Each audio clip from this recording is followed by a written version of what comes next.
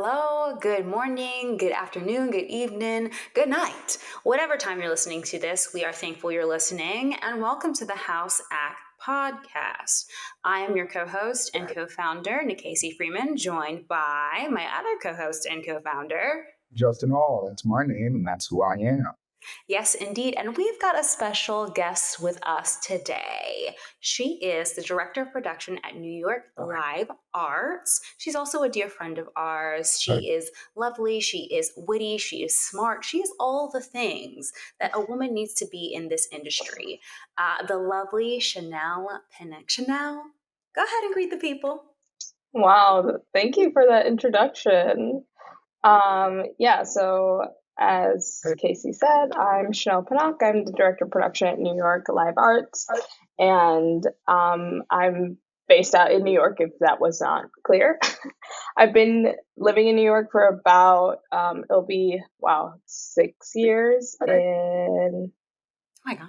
April, or past April, 5? I don't really know, honestly.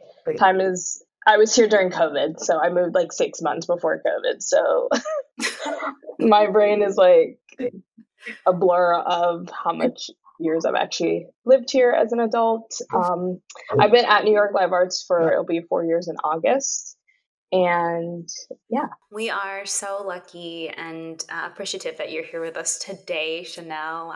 You heard me exclaiming in the background of like, wow. Because, sometimes I think college was yesterday. We know Chanel from college. We all went to the University of Georgia together. We're in the theater program, all that jazz. But sometimes it feels like it was just yesterday. We were all just figuring it out in class.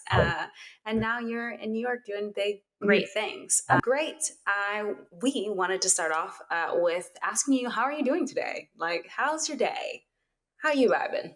Well, last night I was super productive, and I was like, I made a to-do list of all the things I was going to do. I had today off. I knew that I only had this scheduled to do, but I definitely slept in for way longer than I anticipated. But I needed it. So some days you just got to, Yeah. You can make a plan, but if the sleep needs it, the sleep needs it. It's about respecting your body, and you did that. Absolutely. Yes, indeed. But I am glad that you did catch up on some sleep, and again, that you're here with us today and you're hanging out. So really, we just want to get an understanding of like your foundation, right? How did you get your start in just the arts in general? Give us kind of an overview of your start and then how you got to be in this position. Yeah, I started off as I feel a lot of young people in the arts start off. You're watching it, you're seeing it. I'm an only child, so I spent a lot of time watching TV and movies just like at my house. And I would watch a lot of the same stuff over and over again. And then sometimes I'd get bored and be like, I'm going to put on a one-woman show of this entire... And I'd have like costume change. I would try to mimic as much as possible of the show and like recite the lines and put on a whole show in my bedroom. So that was the show to revive that way. Say that again. Did you have like a favorite show that you revived that way? I don't know if it was like my favorite, but the one I probably did it the most was Mulan 2. Real. Because there were so many people I could just like be. You're right. I have to ask, like, what was your go-to? What was your favorite song? Did you sing the songs too, or? I sang the song, but I don't feel like I remember any of the songs. It's okay. I have like a favorite song from Mulan 2, actually. What? I think that's everyone's favorite song, right? Is it a girl worth fighting for? It's the one where the princesses are like talking about like the life of a princess from its birth is well defined. Yeah, do you know that one where they're like, we don't want to be princesses, we just want to marry who we want to marry? I love that song. That one's good. Chanel at the casting, apparently you got a co-star.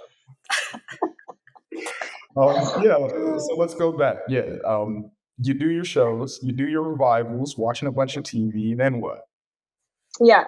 And at that time when I was doing a lot of that, I was born in New York, in the Bronx, actually about 10 minutes from where I'm living now. And it it was very interesting living in the city that I knew that other people would have killed to live in, but also just where my family was in the socioeconomic bracket.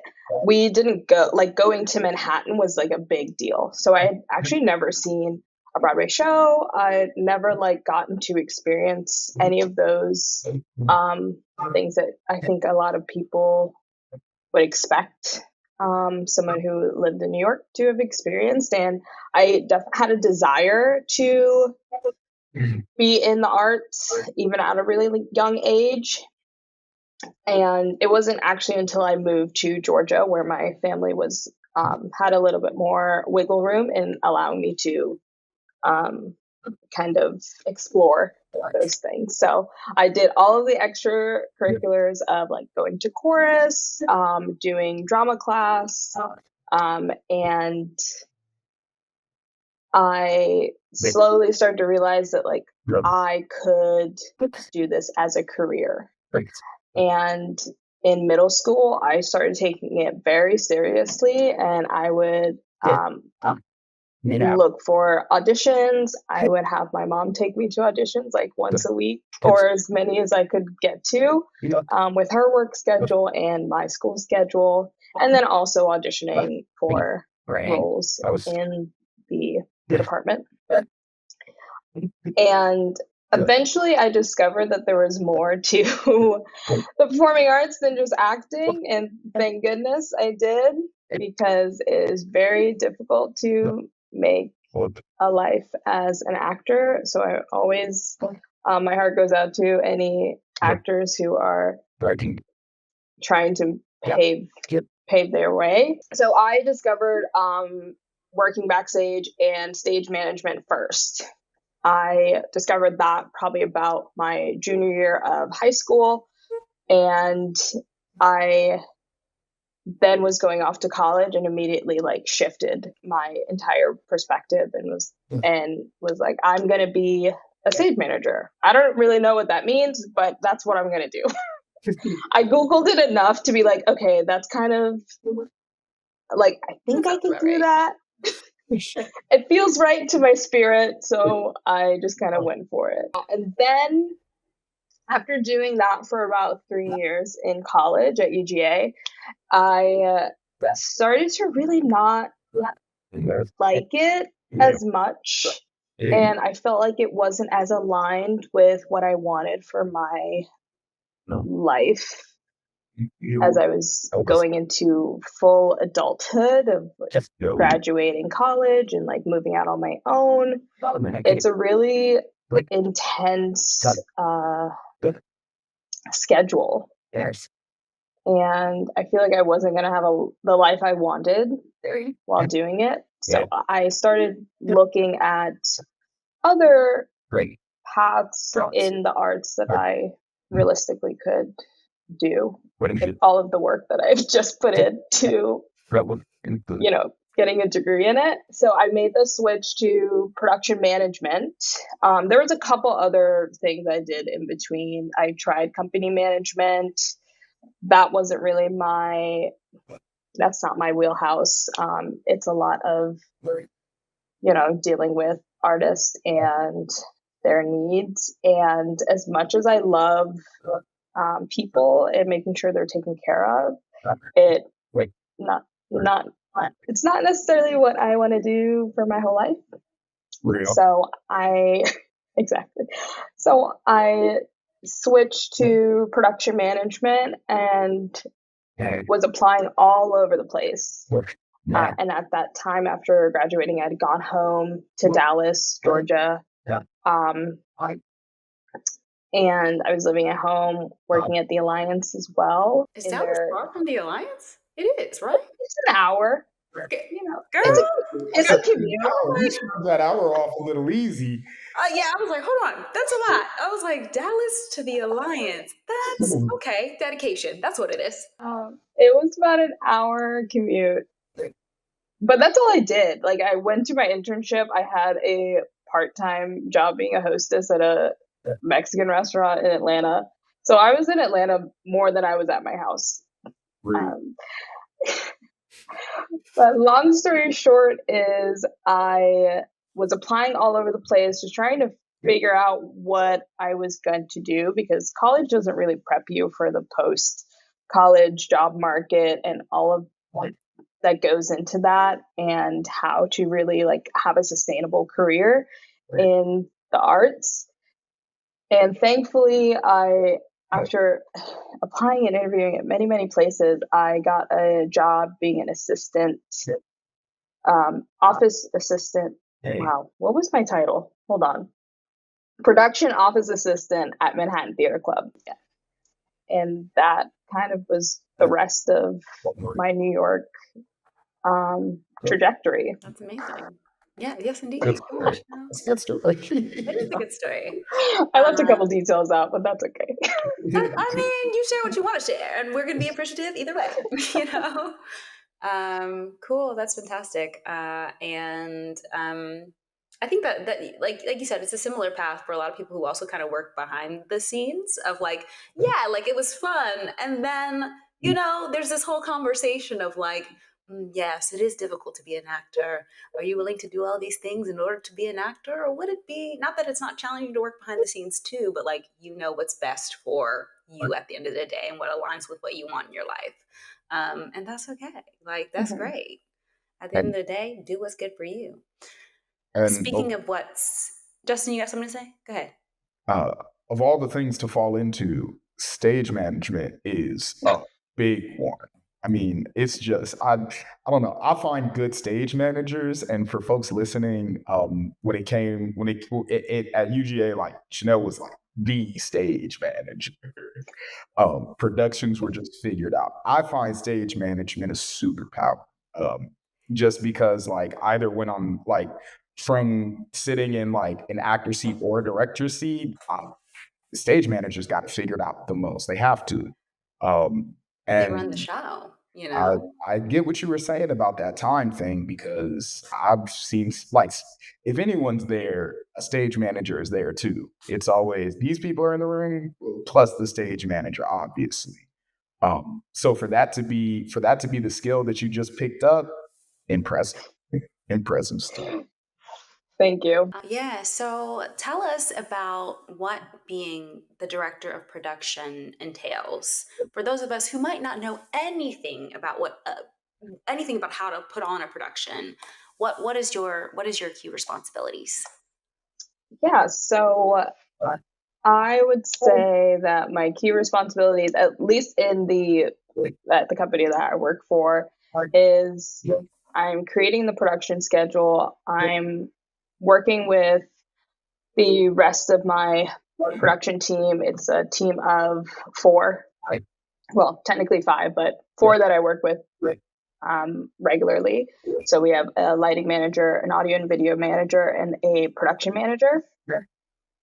We also have a production stage manager who works with the dance company that is with us, but they're not on. We have artists that come in from all over. Either we have hired them and they're local, or they're an international artist that's touring in, and we've asked them to put on a show at our venue. So I'll get the information from their production team, wherever that may be. Sometimes that is a very broad definition. Sometimes it's just a lighting designer. Sometimes it's the artist and a lighting designer. Sometimes I get lucky and it is a technical manager and a lighting designer. Those are the good times. But I'll get information from them on like the scope of their show, what needs they have. I'll send them the tech specs for our venue. They'll look at it and say, and we kind of compare notes, I'll say. So we say, this is what we have, this is what you need, and we'll compare. If there's something that doesn't match up, it's then my responsibility to figure out how we can get it aligned. That's either renting, or we work out something where they're okay with substituting based on what we have in-house. So I liaison with them. I liaison with my team on what they need so that I can create this schedule. So that is how many crew do we need to complete this task and make sure the show can come up in typically the 3 ish days that we have. Dance is very quick, and Yeah. that was a bit a shock to my system. Yeah. We essentially load in a show within a day. We will tech it the next day. Maybe tech and dress on day 3, performance on day 4, and then we'll do like 3 performances is kind of the formula at my organization. And then we load out immediately following that show. Like sometimes the show comes down at 9, we are loading out at 9:15. It's very, yeah. Everybody pick up a tool. Everyone grab a chair. Get out. Yeah. So it takes a lot of making sure all your ducks are in a row, because there's no real wiggle room when it comes to especially the load in. You can't delay load in because we need to be teching the piece. What else do I do? So that's like the main crux of my responsibilities. Pretty bad. Yeah, 3 days of having to stress. Everyone. Wow. What are your Yeah. cortisol levels like? Just wondering. I had an app that was like tracking my stress levels. And I was like, well, I don't feel that stressed most of the time. But the app said otherwise, and I was like, I can't know about this. I'm like, no. Blissful ignorance is better with this. Yeah. Do you find that? Do you find that there's a hefty amount of support for the company for your role? I mean, like getting the schedule in and making sure that it gets executed well is a big doozy. Is it more often you find, your teams supporting you heavy with it and saying, hey, whatever you got, we'll rock with it? Or is it more you supporting the team and saying, hey, I have the answers for all these problems you guys are coming at me with? Really have more of a collaborative team. So they look at all the documents that I look. They're on all the emails that I'm on. And because I want their input, my skill set is in the logistics planning, and their specialty is in, their lights, audio, and video. So I don't have all the answers, and I know that regarding like, oh, we're putting up this thing. How long does that take? How many people does that take? Is that actually realistic in the time frame that we have? Is that realistic with the gear that we have? Like what I desperately need those people to help me figure out what the game plan should be. Does that answer your question?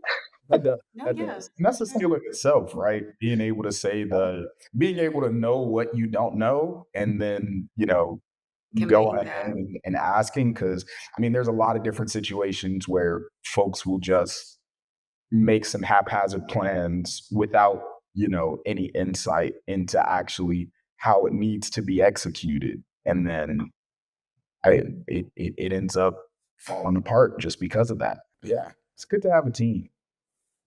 Hello. Truly. Yeah, I think you definitely have to be well organized to do what it is that you do, for sure. I'm really on top of it. But I feel like there's never been a moment in which I have worked with you where you haven't been. So, like, that aligns. That aligns for you. Yeah. Well, it's my job. Yeah. Yes. And it's fun. Like I do get a lot of enjoyment out of like planning things. Nice. That is a skill. As someone that did a lot of improv, I'm more jumping to figure it out. But which No is why way. I always love someone there that's a really good planner. It comes in here. Would you say like that's what you like the most about your job, or like working in production? Planning. Mm-hmm. Yeah, when it's like, especially even though this is a little annoying, when it is stressful and like Really. We got it done, even though we were all very stressed out about it and a little irritated while it was all happening. Like, and getting that like positive not reinforcement. What's the word? Positive, Feedback? whatever. Pat on the back. At the end of the day, it's like either affirmation. Thank you. Oh my god. 10 points. It's Friday at 4:30. Hello. Yeah, and I also really enjoy when, because I don't say no unless I absolutely have to. I really try to figure out some way to make it work without burning out my team or the crew members or myself.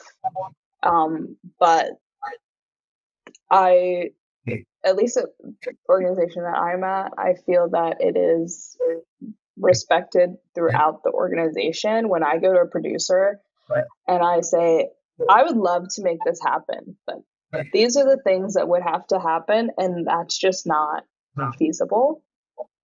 And then like receiving that and being like, okay, that's fair. Or me going to the artist and saying that to them and they're like, okay, I understand. So it doesn't always happen, but when it does, I'm like, yes. I gotta ask, because we do mention you're good at having things figured out. Have you had a moment or can speak to an experience where it just wasn't figured out, where the plan was great and then it all just kind of unraveled on itself?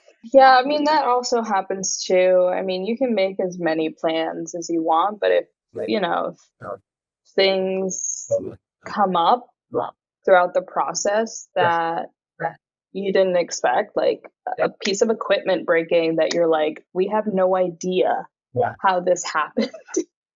And there's no way for us to fix this. And like, I've had to cancel a show because something didn't work. And we're like, well, it's essential to the show. We can't have the show. And that's when, like, usually when it comes to like those higher things, I got to bring in the big guns of the producers to be like, okay, what can we do? Like, can we put a show on the next night? Can we like, how can we figure this out so they're not like losing out on, this performance that they expect us to have? So producers are great to have in the back pocket. I mean, they're always there. Not always, but my organization, we have the producer, and that's kind of the next level up, is going to them when there's like, I'm like, we're having difficulty. And when I say we had to cancel the show, like the show was at 7:30, it was 6:30, and we've been trying to troubleshoot this for 30 minutes. And we're like, so we can't have a show. I know the audience is currently out there right now, but there's truly nothing. We've troubleshoot it as much as we could, and no one can fix this. We need a new part. Yeah. How do you stay like calm in those situations? Because I don't know, as an Aquarius, there are probably Aquariuses that handle chaos better than I. But as an Aquarius, when those kind of things happen, I think my brain goes, what? Like, I'm like, oh no, cortisol levels, you thought they were low. They're very high at this point, and I'm just internally screaming and maybe freezing. How do you typically handle those kinds of things? Well, I'm a Taurus. Hello, stability. I see ya. Virgo rising, Virgo moon. Calm. All right, solid. So I'm like, how can we figure this out?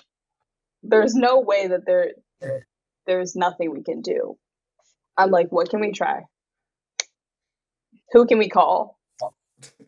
And if the answer then becomes no one, or we've done all the things, and the answer is there can't be a show today until we get this new part, then that's the answer.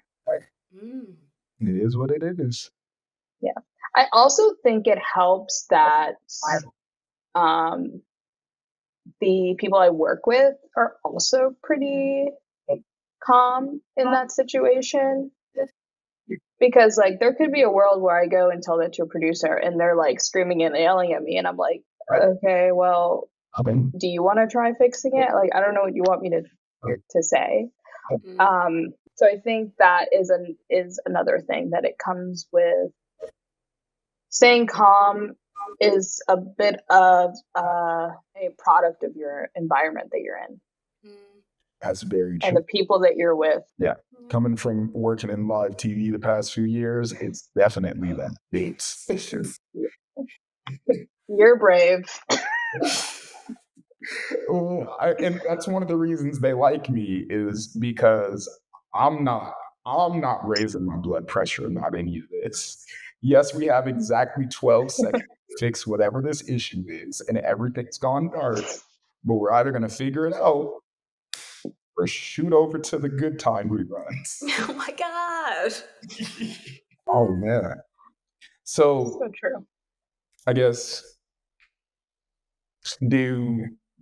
are you liking this change? What was missing from stage management that this is giving you that stage management wasn't? Well, to be frank, another reason why I switched from being a stage manager to production management in general is the fact that it's a lot easier to find an organization that you can just work at. There's not a lot of resident stage manager positions. Stability. And Taurus, Virgo. I needed a little stability of just freelancing is not in my blood. It's very stressful to me. Talk about raise cortisol. I'm like, I can't be out here trying to figure out where I'm going to live next and where I'm going to work next. Valid. I think it's a beautiful thing to find stability in the arts, still feel like you're close to what you love and not have to worry about what you're going to do when the next 4 weeks are over, Mm-hmm. On that. And I'll also say working, because production management in the way that I'm doing it right now is more arts admin, and working in that type of environment is really interesting because you're getting to learn about an organization and potentially having a greater impact on an organization when you're involved in the administrative side of it. So that was something that I kind of started having a desire for while I was working at the Alliance, because I'd never really been in an office in that way. I'd only ever been backstage and we work with the designers, but I'd never seen this is the process of how we hire our designers. And this is a process of how we actually program for an entire season. Right. And this is how we cast it and all those other things. And this is how we budget for it. Right. So that was really interesting to me. And I kind of wanted to dive deeper. Right. Into that. Seems like it's been working out. Have you been feeling that impact that you're able to have now? We'll see. Ask me in a couple more years. Yeah. I'll set a timer. Yeah. Do you feel like I've stalked your team? It was part of my job to do this, obviously pre-podcast episode. But do you feel like being in New York, especially with such a diverse team and diverse community that is in New York, do you feel like, in a sense, you feel accepted, or you really do belong within I guess your organization? Because I think sometimes in my experience as a Black woman, it's hard to ingrain yourself in a community, especially when sometimes you're the only person there, and being a huge representation for how you identify at the end of the day. Yeah. New York is a very diverse city, and I hope I don't get too much flack for saying this, but it's kind of there are very different pockets everywhere that you go. And sadly, the arts is one of those places where it's very white. And it's, I struggled a lot at, I don't want to keep calling them out, but I struggled a lot at a previous organization that I worked at because there wasn't really any diversity, and it was hard to feel that you were making any sort of difference. And I struggled with knowing that like I was working at a non-for-profit, but also and getting paid like I was working at a not-for-profit, but feeling like it was operated very similar to a commercial theater, knowing that it had a Broadway house. So it was a lot of like mental strain of presenting in a certain way, and also since I moved to New York, I've been one of the younger people that have been at my organization. So at the current place that I'm working, I'm the youngest director. For a while, I was the youngest person that worked there. Thankfully, only for like a brief period of time until they hired someone else who was like a couple months younger than me. And I was like, oh, thank take God. it. I'm like, and no one knows these, like, legally you're not allowed to like ask people their age and stuff like that if you're at a certain level. But it's still like, obviously it's not a secret. Yeah, Chanel, Like, you do look 17, which is a great thing, but also right. So that is something that I still am dealing with, being almost 30, actually. I'm 29 now. And like, even when I introduce myself as like, hi, I'm Chanel, I'm the director of production, and they're like, oh, you. crazy. I had one person say, wow, that's a big job. I said, someone's got to do it. And this was a woman too. Mm-hmm. So you know how that. Wow. Literally, that's how that felt. I was like, okay. Anyway, so I still, getting back to the point that I was making, I still feel a lot of that, like, being one of, there's like I find that it's pretty like, theater is very female dominated, which is great, love that. But it still is lacking a lot of the other diversity that would be beneficial. And I'm just now coming out of being less jaded from, being in New York, working in the industry at the time of 2020, and we see you white American theater, and all of just the community, I don't know what to call it, but all of those kind of protests in a way that we were all doing in the arts to kind of just show everyone like, hey, it's a problem and we need to, now that we have some time, like, let's try to fix it. So I still feel a little like we've made some progress, but there's still like so much to go to keep going on. Real. Really real. Yeah. Great. So I don't know if I even really answered that question. no, it's okay. I think you were also just speaking about like your experience. Like, Yeah. I feel like it's important for people to hear about your experience in the arts. I mean, it's not, I guess like the intention kind of our podcast is for this to be like informational, educational in a sense, and to inspire others, and also just like to inform people who are hopefully coming up in the industry, like, this kind of thing, you might run into this kind of obstacle as you find your way in theater, entertainment, just in general. That's not going to go away anytime soon. So Especially because, it's like you prepping us. said, they don't prepare folks for it, and like these are the type of nuances they're not preparing you for right out of graduation. You're gonna read the classic plays, you're gonna understand the lingo, and then the what's next is just completely up to you. And some of these about how to get the job and how to get the experience. I mean, we can all speak from the experience. They also don't really take much to any time to address the nuance of what it's going to be like being the only Black person in there, what it's going to be like being the other consistent, and how to handle it. And it's important. Yeah.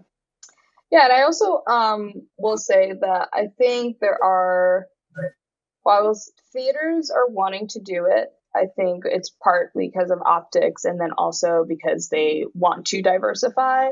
But it's really difficult to just do that when the nurturing hasn't happened 10 decades before. So Very true. it, you can say like, we need more Black directors. And I was like, okay, well, you're going to birth them? Like,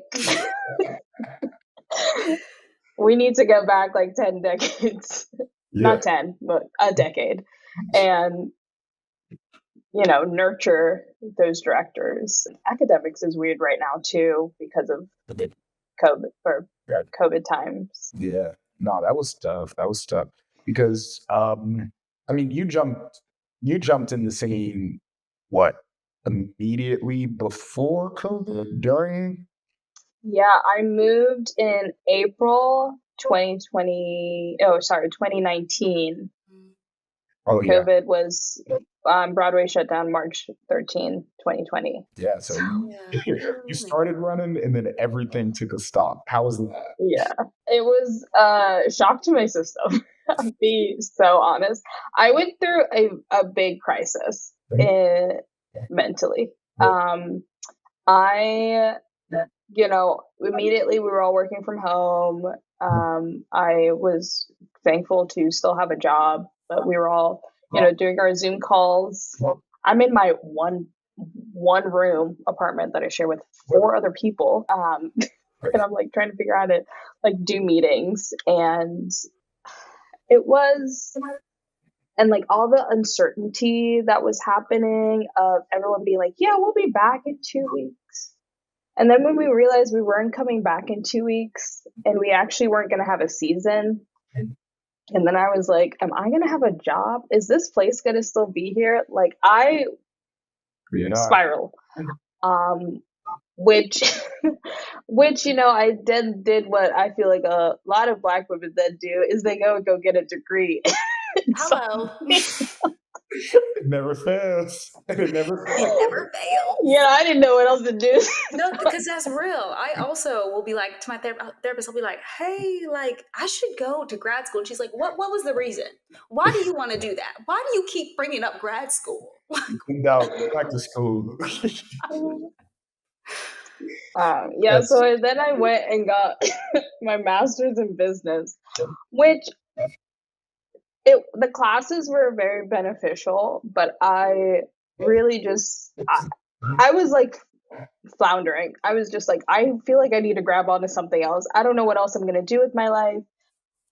If entertainment is changing, then what does that mean for me? Also, I was like at home, not doing anything, couldn't go see shows, couldn't leave my house because Cuomo had us locked up for rightfully so. Yeah. But I was like, what am I supposed to do if I literally can't do the thing that is like a part of me and has been a part of me for 20 plus years? So I spiraled a lot. That's real. Honestly, for a spiral, coming out of a spiral with a master's, not the worst way to go. Listen. It's true.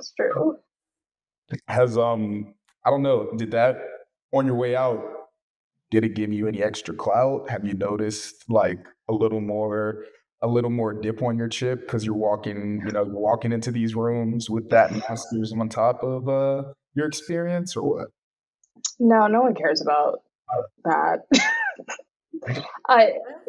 No one. I don't feel like people truly care because it's not like you're walking around with like your cap and gown on. You know what I mean? Not for the first week. I actually didn't even go to my graduation because it was in Tennessee. So I was like, and by then it took me, I was in class, I think September. Was it September 2020 through, I don't remember how long I was in school for, but I did it all online while I was in New York and working semi full time. Wow. There were a couple furloughs here or there to keep the company afloat. As it goes.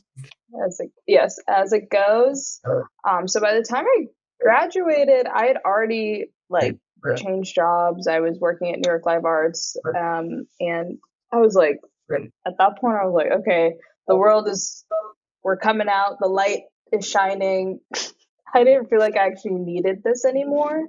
Mm. But I will say that the business classes and the like books on leadership that I had to read were really beneficial because we don't teach theater as a business, and that really bothers me.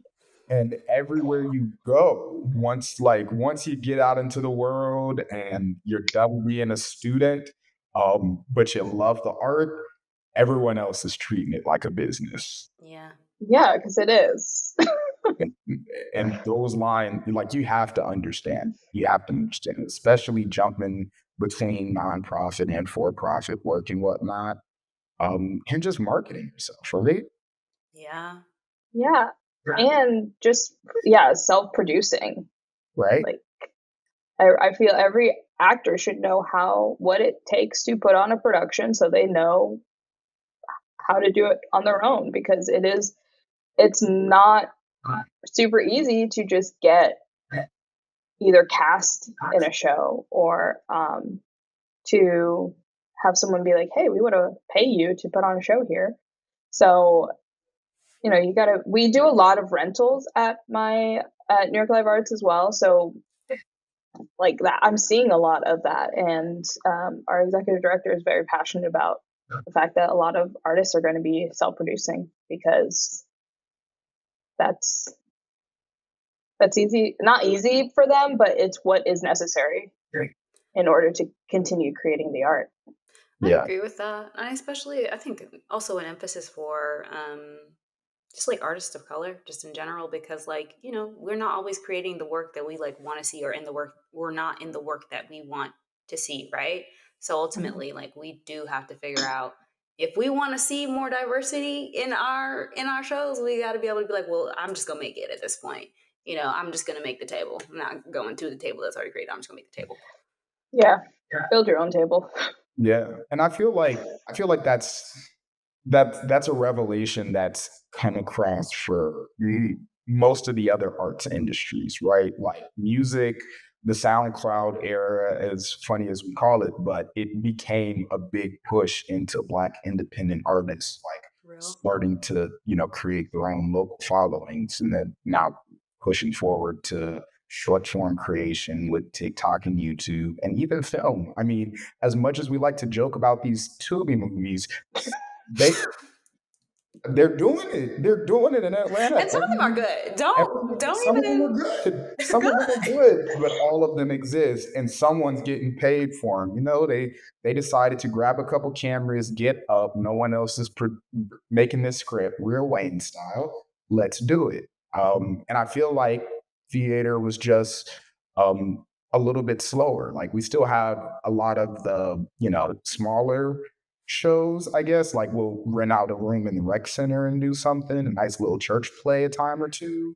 But yeah, Black folks just need to start investing and putting into their own stories that they want to make sure get told. Yeah, I agree. And also, a lot of theaters post COVID have been producing less.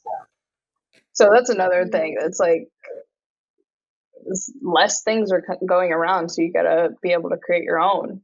There's only so much room for like the big musical, the grant winning play, and then some third thing that all the teenagers are gonna go see. Yeah. That like financially, that's what they have to do to keep to keep their doors open and whatnot. Yeah. Yeah. A point that you touched on as well, Justin, was basically like the fact that theater is like last in line to see all the new cool things, unless you like kind of have the money behind it. But even still, like that's something that I guess curious about. Like we could just brainstorm here, like as to why that is the reason that theater, one of the oldest art forms in the world, mind you, is the last to see like the benefits or have the conversation about how you should be self-producing and like how you should understand that this is a business. Like what do we think the discrepancy is, do we just get caught up in the fact of like, we want to make the art, we want to be in the art, rather than having these more serious conversations about how to like conduct your life as an artist or be in the industry? I don't know. I think it doesn't make money. It doesn't. It depends. It really doesn't. Yeah, and it's mostly, at least on the non-for-profit side, like it's mostly donor based. Mm, Like I can only speak for where I've worked, but ticket sales are not keeping the lights on. yeah, Well, it's that's them, it's real. the donors and the rentals. It's the donors and the rentals keeping us afloat. Yeah, and so with that being said, like the shows that get the shows that get the attention, it's the ones that the money can get Yeah. put behind, right? Mhm. And the donors, hey, we absolutely love our donors, but We need there's them. yeah, Hello. we absolutely need them. Hey, man, if you want My Fair Lady for the 8th year in a row, you're gonna get My Fair Lady for the 8th Come year. on, Christmas Carol. Let's go. Let's absolutely go. And so, I mean, like, it's that this and the same general concept works in film too. Like the big directors and filmmakers will do the three for you, one for me thing with their Mhm. studios, where it's they're gonna do what they have to do so that they can get that like one little passion project snuck in that they really want to do. And I think that just happens at a much more aggressive scale when it comes to stage work. It's Mhm. we're gonna like we have to do all of this other work to make sure that we're relevant, to make sure that we meet a lot of people, to make sure that we can convince enough people that, oh, this one cool passion project I want can happen. And there's just a lot more barrier to entry when it comes to doing like new live theater. Mm, And I think there's another barrier for, a Black artist in the case that mm, we're not really like the Black artist in their upbringing and formal training isn't really exposed to the concept of, oh, yeah, you can basically flip this style any way you want. The mhm, successful Black artist has to be doing the plays that are known. They got to do the plays about the slavery, the hardships, or play that one really good vocal Black voice in the musical. Um, so when it comes to advancing the art and making that independent work, uh, there that's not really shown much as an option. Also, we don't have a place to do it. We don't have a stage. We got real. to building more stages. Yeah, I agree with that, Justin. But I'm also on the fence about like, there's only so many revivals we can do. Like, there's only so many fences we can do. Like, we've done it a million times. Like, I don't want to see My Fair Lady 200 times. Like, I get it. Yes, appealing to the donors. And I think we had Ren on the podcast as well. And Ren made a really good point in our conversation with them about basically saying like now's the time because we're losing funding and like we have to be we're always losing funding in this industry. We're always losing funding and support and freedom at that, especially with the current administration in government. But now is the time to like push out our creativity and like have those independent projects that we can new independent diverse projects that we want to see because we need it. We really do need it at the end of the day. At least I need it. Speak for myself. I need it. Okay. Give me that cool new shit. I always Real. say. Real. Uh, Chanel, do you have, and speaking about your experience this far, do you have any words of advice for young people coming into the, not even young people just in general coming into the industry, specifically into production like yourself? Yeah. I will say, and this is advice I wish I had taken earlier in yeah. my own career, is a few things. Go where the opportunities are. Right. Like, even if it's not where you thought you were going to be, just do it and see what happens. Like, you might Right. fall into something that you really like, or that really like catapults you into a new stratosphere. The other thing is if somebody sees something in you and they want you to do something, maybe you need to listen to them. Maybe just sit down and just be like, okay, yeah. Even if you have no idea what that means. I will say that my current organization, they asked me to be the director of production like a year before I actually accepted the role. And I kind of wish I had just accepted it when they gave it to me originally, because I had to be like, so, after a year of thinking about it, I would like to formally accept. And now I'm like, why did I wait so long? I'm like, it's not that hard. I mean, it's kind of difficult, but I just figure it out. Everyone is figuring it out as they go. That's the other thing too. All these like executives, they're just figuring it out. They have no idea what's going on. And nobody talks about that in preparation, again, from coming from school, or even like becoming from being a child to an adult. Everybody is just figuring it out. We all don't know what's going on, and like what can we do but do, what can we do but do? Real. So true. Yeah.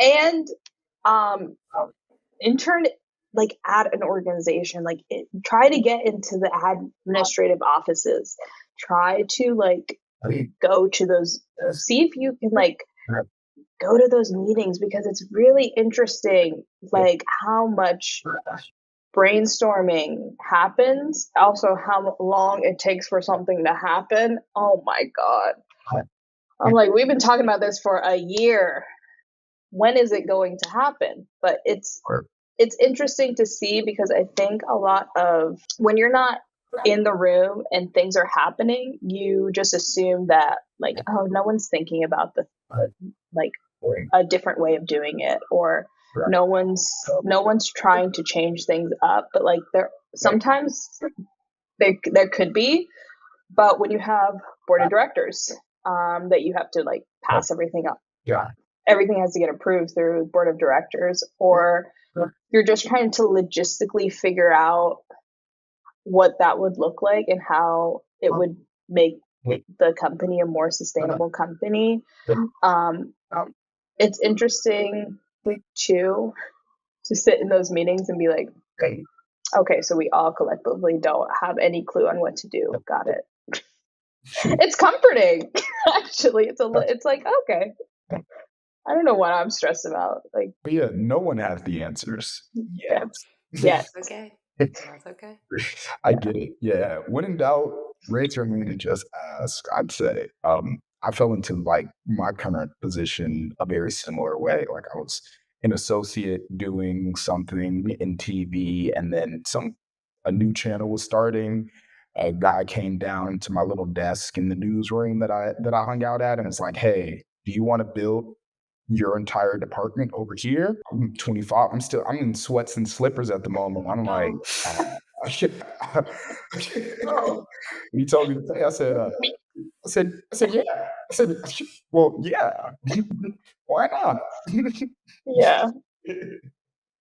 But yeah, raise your hand, ask to go into the meetings and just learn. Because another thing is, when it comes to, I don't know about how it is in in your neck of the woods right now, but at least in the TV world, everyone's getting older. All the top bosses are getting older, and they can only take so much as they feel like taking. So they're always looking for someone that can at least care enough to figure it out.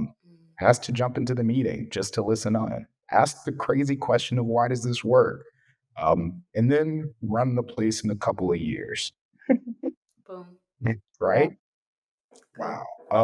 So yeah, we're about to wrap up soon. So first of all, thank you for doing this. Second of all, they said you were a character actor at Disney. We gotta know. We gotta Y'all know I can't tell you that. know. Oh god.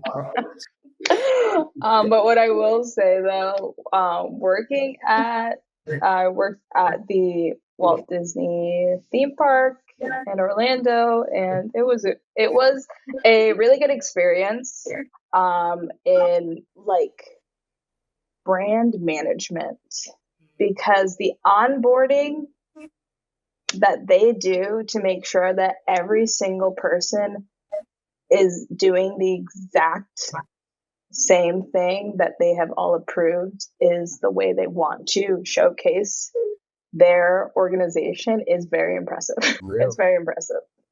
It Yeah. doesn't get much better than House of Mouse when it comes to branding. This is true. Truly. I guess that kind of translates also over to your job, because like I guess like rentals will come in and be like, we want to execute in this way and have it the same feel, like the brand of like our organization, our show has to have the same feel in this space as any other space. So like, Mhm. was that a good, I don't know, like a good introduction to being able to, I guess, do that, help execute, brand awareness? Yeah, it's definitely I've carried over some of that as I want to kind of present paperwork and information in very similar ways and not in any sort of like bias. So that, yeah. Great on. Great on. Okay. Well, anything else that you wanted to? Oh, by the way, guys, for the listeners, Chanel will tell us, but you do have to buy the premium version. It will be a $20 a month subscription. It goes directly into our pockets. Yeah. Smash that subscribe button. Anything you want to say to the viewers before we go? I hope that anyone who's listening / watching, is this also a video? Yeah. And who's interested in working in the arts, like, just do it. Like, I know everyone's like freaking out, like, oh, you can't make money doing it. You can't make money. Like, there are ways. It just might not be the thing that you thought. There's so many different jobs in this industry that like you'd be surprised what you can do in it. Yeah. And if you love it, it's a good time. Yeah. Wow. Well, thanks so much for coming on. Best of luck to all your endeavors. I still got to make my way to New York to see Come on now, Justin. Come hang out. wonderful shows. Yeah, I've been missing it. McCasey naturally will be there in right around the corner per usual. So yeah, We have drink plans already. We're only missing you, Justin. We're only missing you. Tears dropped, and I'm stuck in the South. I'll make my way one day. Don't worry. But that being said, yeah, thanks for coming, and to all you listeners, have a lovely night. That's a wrap. Thanks, y'all. Thank you for listening to the House Act podcast. Hope you enjoyed listening as much as we loved recording. House Act is working to assemble a cutting-edge production group using the community we love to engage with so much. If you are interested in supporting us on our journey, please continue listening as we bring you a season of insightful conversation. We would also love your support in other areas of our arts production. If you're a passionate creative or patron of the arts, please reach out and ask about the exciting work we have roadmapped for this upcoming year. Help us make this house your home. Yeah, they're going to love that. No, it's going to be great. Great.